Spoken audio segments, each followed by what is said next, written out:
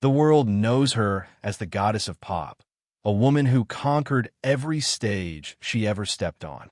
But at 78 years old, Cher is finally ready to pull back the curtain on a chapter of her life that was as beautiful as it was breaking.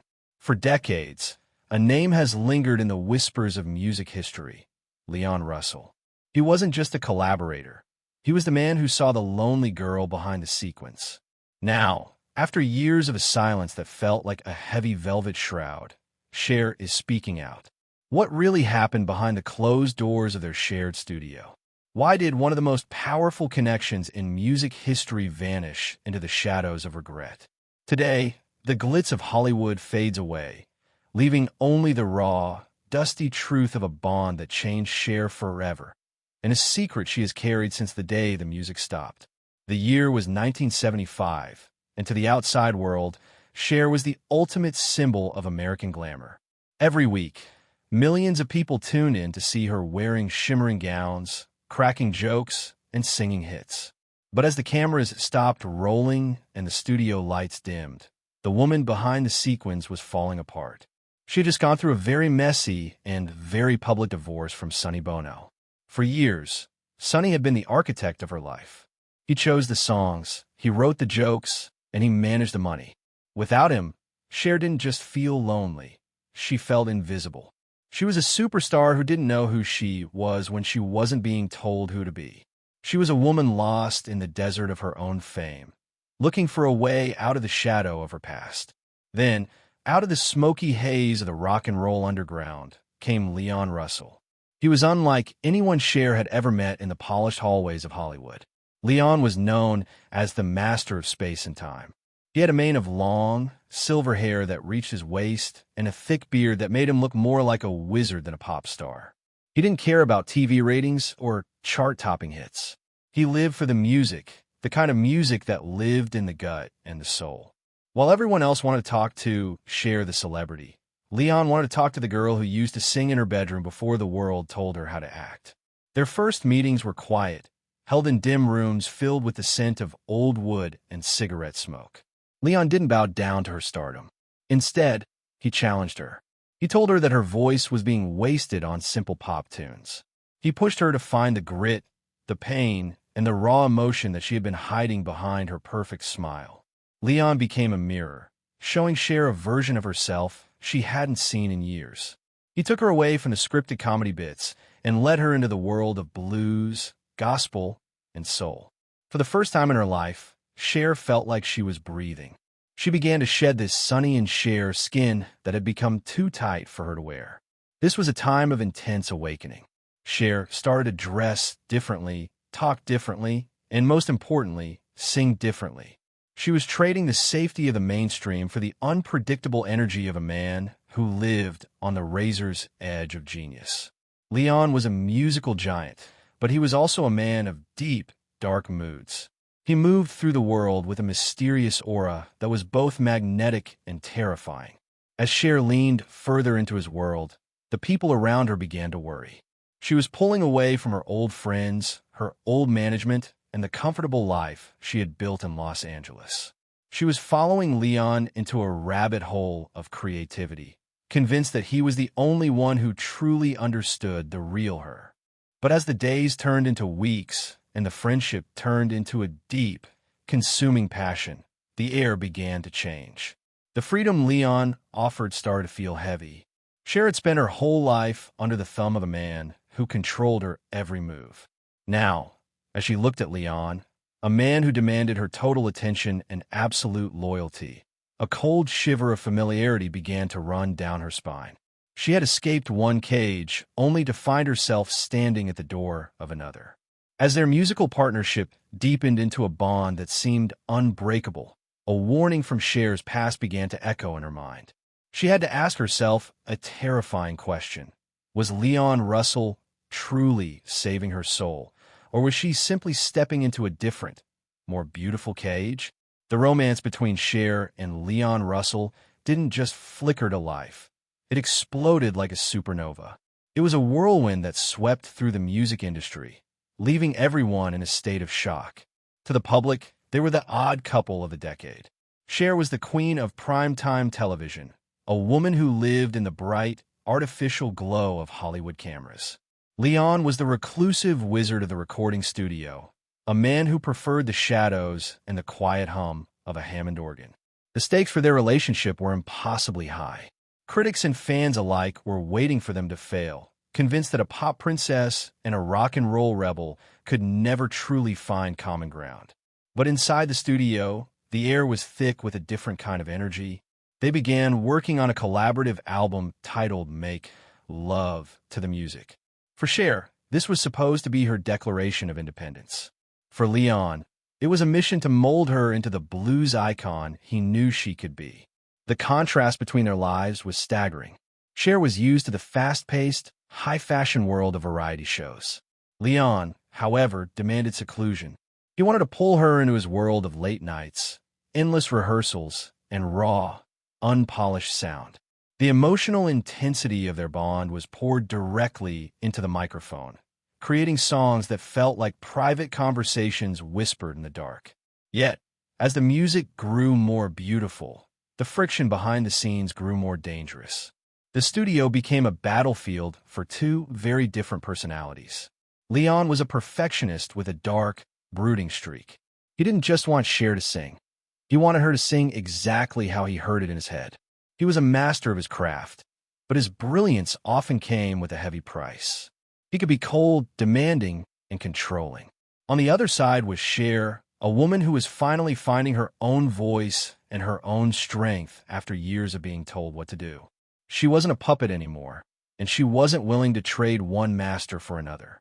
This created a psychological tug-of-war between two alphas. Leon saw himself as her mentor, the one who was truly saving her from the shallow world of pop music. Cher, however, began to feel the weight of his expectations pressing down on her. She struggled to maintain her own identity amidst his towering presence. The pressure only got worse when they hit the road for a joint tour. The media scrutiny was relentless. Paparazzi followed them everywhere, trying to catch a glimpse of the cracks in their relationship. The public's obsession with their romance turned their private life into a circus. It wasn't just about the music or the fame anymore. It was a battle for Cher's heart and soul. She was caught between the man she loved and the woman she was becoming. Every night on stage, they looked like a united front, but behind the curtain, the foundation was beginning to crumble. Leon's moods became more unpredictable, and Cher's patience was wearing thin. The master of space and time was running out of both. The very thing that had brought them together, their shared passion for music, was now the very thing tearing them apart. The couple pushed through the exhaustion, trying to capture lightning in a bottle for the final tracks of their album. They were working on a schedule that would break most people, fueled by coffee, cigarettes, and a desperate need to prove the world wrong. But you can only bend a heart so far before it snaps. The tension that had been building for months was reaching its boiling point in a small, dark studio in the middle of the night. Amidst the rising tension of that high-stakes recording session, a single, devastating argument broke out. It wasn't about the lyrics or the melody. It was a collision of two souls that could no longer occupy the same space. That night, something was said that could never be taken back, leaving a deep, jagged scar that Cher would hide from the world for nearly 50 years. In the world of celebrity, breakups are usually loud.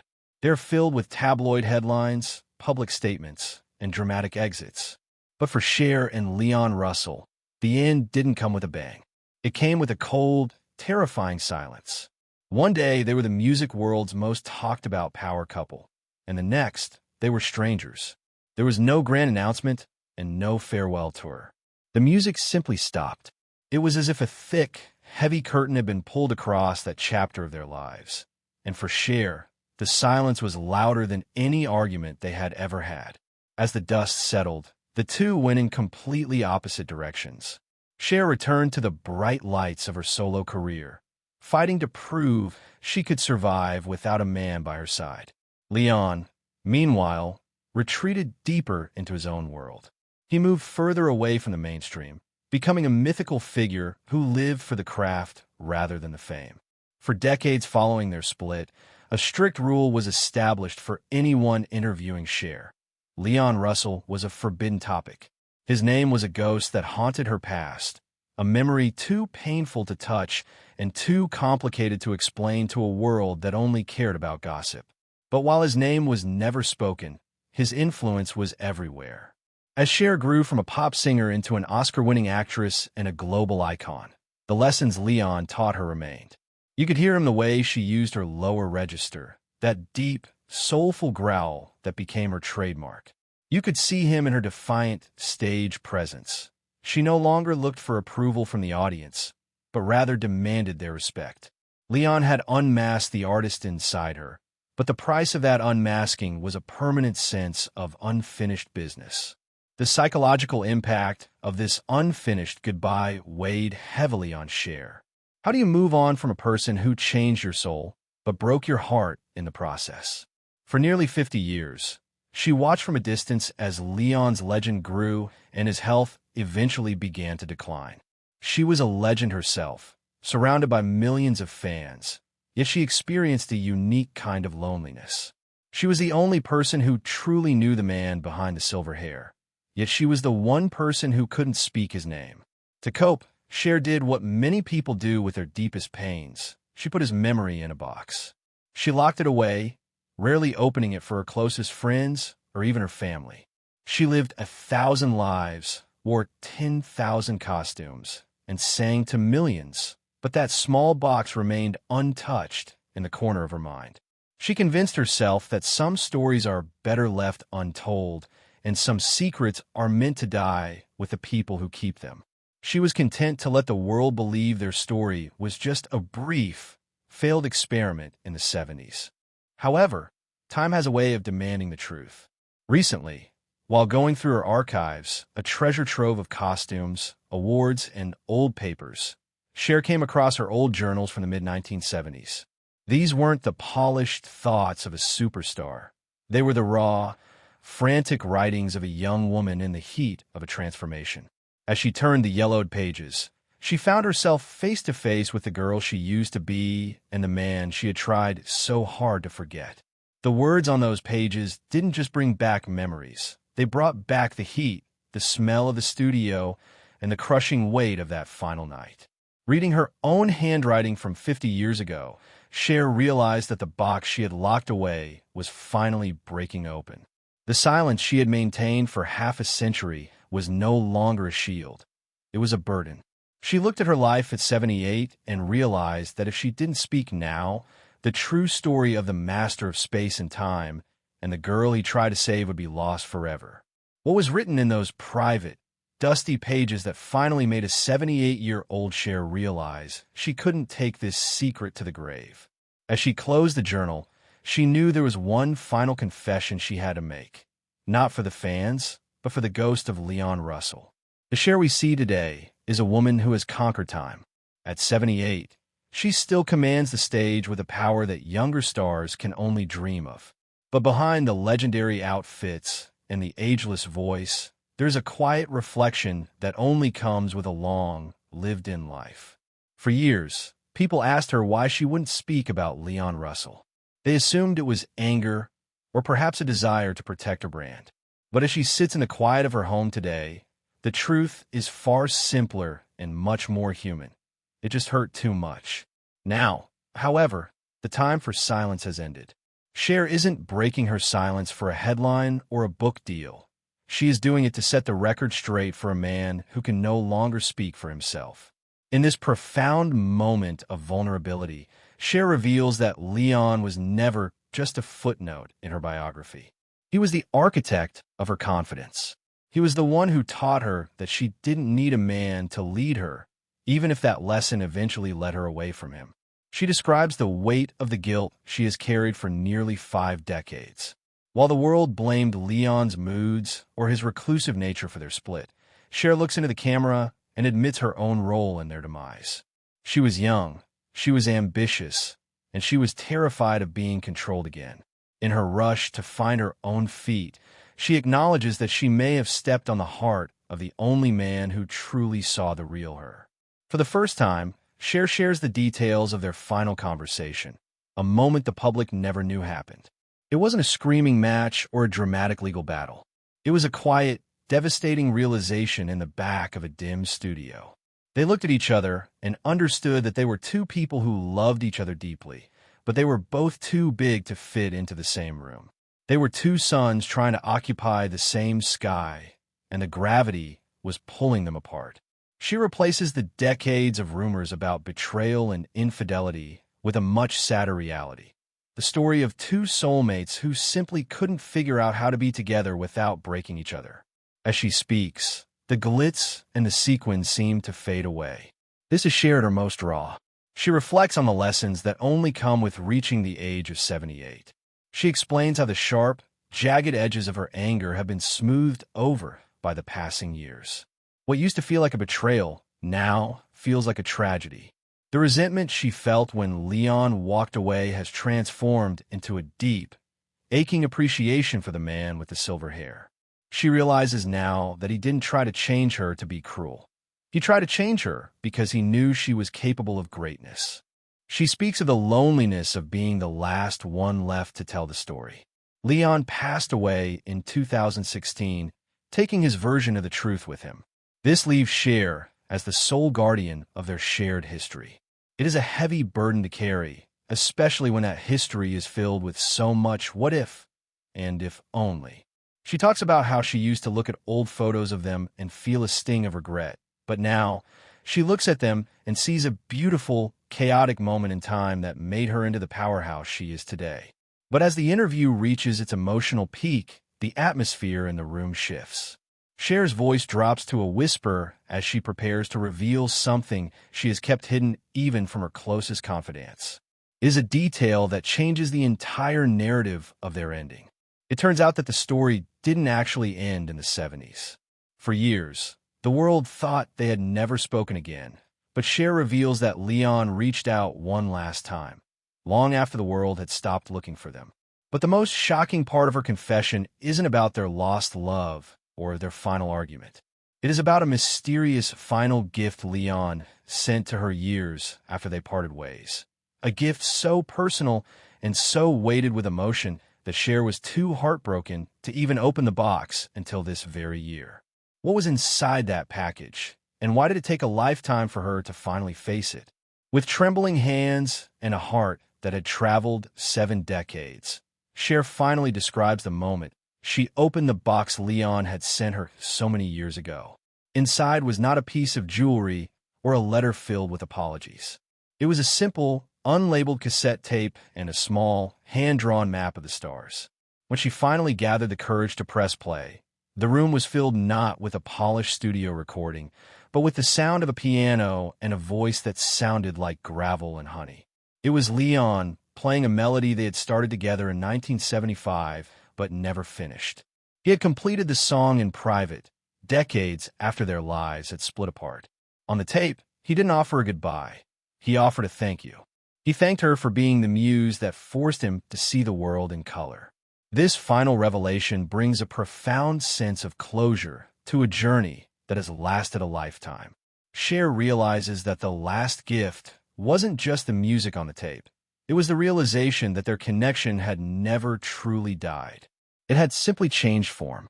This chapter explores the deep, lasting impact Leon Russell had on Cher's legendary career. While their time as a couple was short, a mere blink in the eye of history, his influence was the fuel that powered her through the 1980s, the 90s, and into the new millennium. He had given her permission to be herself. Before Leon, she was a girl trying to please everyone. After Leon, she was a woman who knew that her power lay in her own unique, unfiltered truth. As the narrative winds down, it reflects on the rare and often painful nature of creative soulmates. Through Cher's eyes, we see a universal truth. Some people are meant to stay for a lifetime, while others are meant to be the spark that starts a fire. Leon was the spark. He was the flame that burned away the artificial layers of her Hollywood persona, leaving behind the diamond-hard artist the world loves today. Cher's journey concludes not with the sadness of what was lost, but with a quiet, powerful sense of peace. She is no longer the girl in the shadow or the gilded puppet. She is the woman who walked through the fire and came out stronger on the other side. The documentary concludes with a look at Cher's life in the present day. She is vibrant, outspoken, and more relevant than ever. But there is a new lightness to her step. By breaking her silence, she has unburdened her soul. The final lessons she shares are about the hardest kind of work, the work of forgiveness. She talks about the long road to forgiving Leon for the coldness of his exit and the darkness of his moods. But more importantly, she speaks about forgiving herself. She forgives the young girl who didn't know how to handle a genius, and the woman who was too proud to reach out first. The story ends with an atmospheric sequence of the sun setting over the ocean, a scene that mirrors the quiet ending of a long, loud life. Cher stands as a testament to resilience. She proves that you can be broken and still be beautiful, and that the secrets we keep are often the very things that keep us from being free. She has finally integrated the ghost of the silver fox into the tapestry of her life, no longer as a forbidden memory, but as a cherished teacher. The silence is finally over, and in its place is a melody that will play forever. As the credits begin to roll across the screen, the haunting, soulful sound of Leon's piano drifts into the foreground. The music feels like a bridge between the past and the present, a final handshake between two legends who finally found a way to say goodbye. The camera lingers on a single, candid photo of the two of them from 1976, laughing, young, and unaware of the decades of silence that would follow. It is a reminder that behind every icon is a human heart, and behind every heart is a story that time is finally ready to tell. As the screen finally fades to total black and the last notes of Leon's voice drift away like smoke, a final, chilling question remains for the audience to ponder. In the glittering world of fame, where every move is recorded and every word is sold, how many other legends are carrying heavy, beautiful secrets that only the passing of time and the courage of a final confession can set free?